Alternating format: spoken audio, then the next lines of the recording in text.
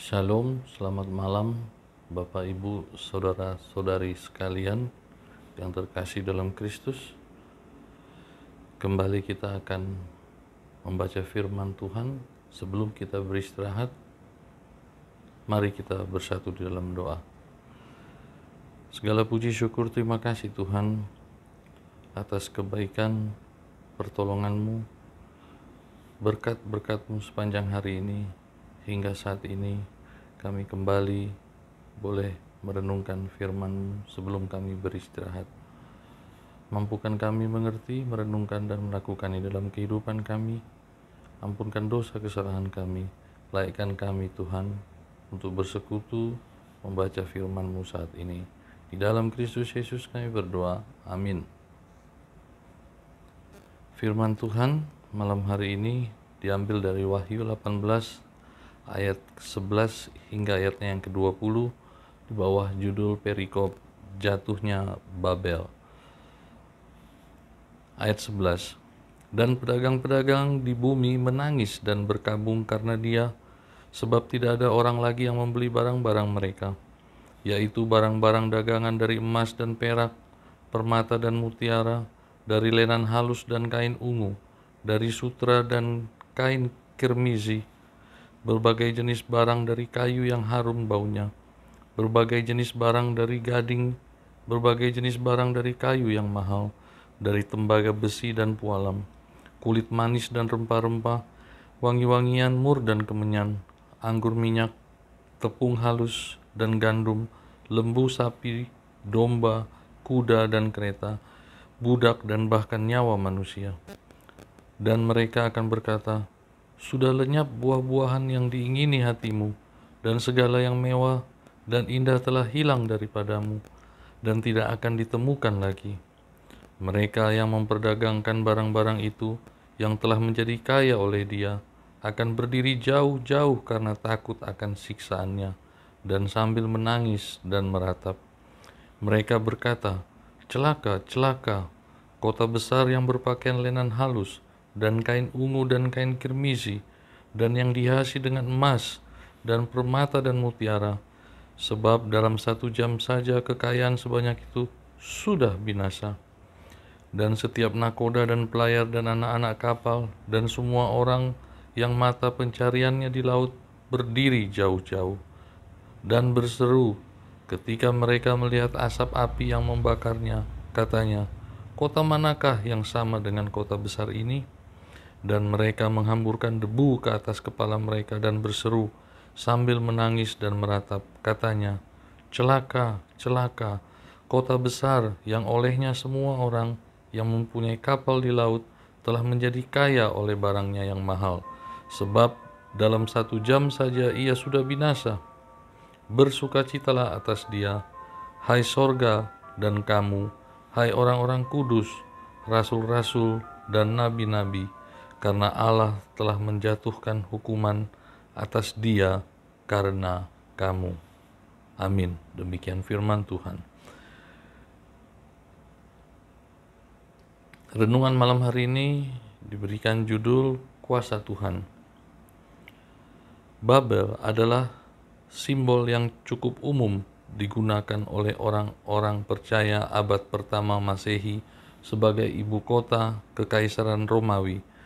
Kota ini adalah simbol dari puncak keagungan dan kecemerlangan dari kekuasaan peradaban Romawi dan kemewahan serta kejayaannya.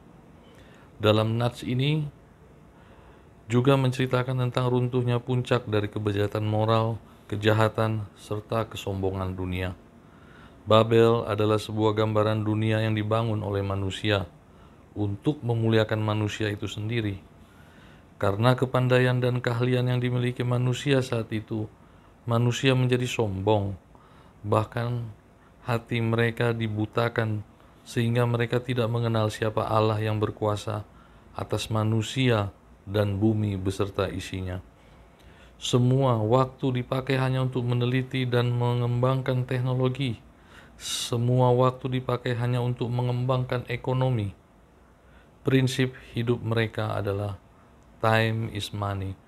Di dalam pengertian, waktuku untuk hartaku, waktuku untuk kekayaanku, waktuku untuk status sosialku, waktuku untuk prestasiku. Segala sesuatu yang mereka kerjakan di bumi ini hanya berpusat kepada kebutuhan dan keuntungan manusia. Keberadaan Allah dianggap sepi. Banyak saat itu orang-orang beragama, tetapi mereka tidak mengenal siapa Tuhannya. Kebenaran firman Tuhan dianggap hanya sebagai isapan jempol. Kebenaran Allah dipandang sebagai filsafat kuno. Lalu bagaimana dengan kita? Apakah kesibukan dan aktivitas kita sudah menggeser ibadah dan jam-jam doa kita? Waspadalah saudaraku, jangan sampai terlambat karena waktunya sudah dekat.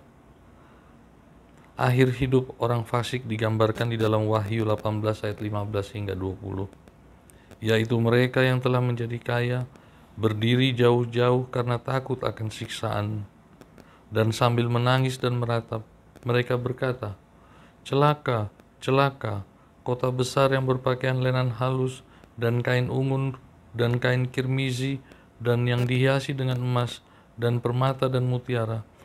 Sebab dalam 1 jam saja kekayaan sebanyak itu sudah binasa."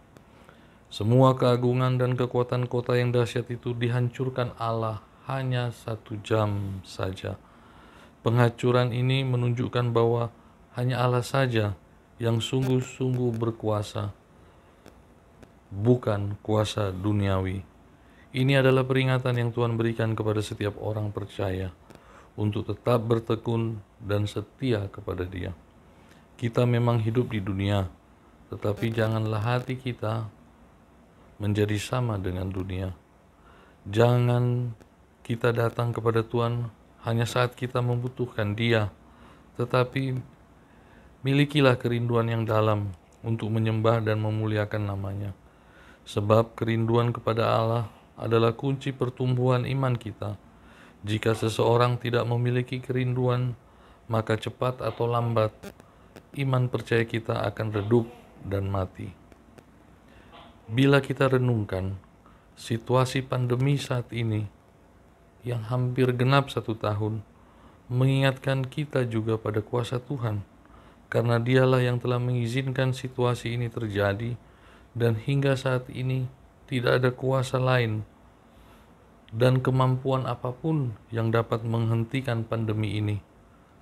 Mari kita datang kepadanya, memohon kuasa dan belas kasih-Nya, karena kita imani, bila Tuhan berkehendak, pandemi ini pasti akan berakhir. Di sini kita melihat sebuah peringatan sekaligus janji Allah. Umat Kristen zaman itu dan juga kita yang saat ini diperingatkan untuk tidak ikut mengambil bagian dalam dosa. Ikut berdosa hanya berarti penghukuman, penghancuran, dan duka cita. Sebaliknya, janji Allah bagi kita yang setia dan tidak mengambil bagian di dalam dosa adalah mereka akan berbahagia ketika Allah menunjukkan kepenuhan kekuasaan dan keadilan-Nya. Sebagai penutup nats kita sebagai renungan malam hari ini diambil dari Yeremia 17 ayat 5 dan 7. Terkutuklah orang yang mengandalkan manusia, yang mengandalkan kekuatannya sendiri, dan hatinya menjauh daripada Tuhan. Ayat ke-7, diberkatilah orang yang mengandalkan Tuhan, yang menaruh harapannya kepada Tuhan. Amin. Mari kita bersatu di dalam doa. Terima kasih Tuhan, kami boleh mendengarkan, kami boleh disapa oleh firman-Mu, mengingatkan kami kembali akan begitu besar kuasa-Mu di dalam kehidupan kami. Kami mau serahkan seluruhnya ke dalam tangan-Mu. Secara khusus kami memohon agar Tuhan juga boleh berkuasa atas apa yang menjadi kekhawatiran kami saat ini. Kami percaya bila Engkau berkenan, bila Kau berkehendak, pandemi saat ini boleh berhenti. Mampukan kami Tuhan untuk senantiasa bersandar dan bergantung hanya kepadamu, untuk memuji, memuliakan Engkau di dalam setiap kehidupan kami. Terima kasih Tuhan, kami mau serahkan malam ini istirahat kami, hingga esok pagi kami boleh kembali bangun, melakukan seluruh aktivitas kehidupan kami Tuhan. Terpuji Tuhan Kau Bapa yang baik. Di dalam Kristus Yesus kami berdoa. Haleluya. Amin. Selamat malam, selamat beristirahat. Tuhan Yesus memberkati.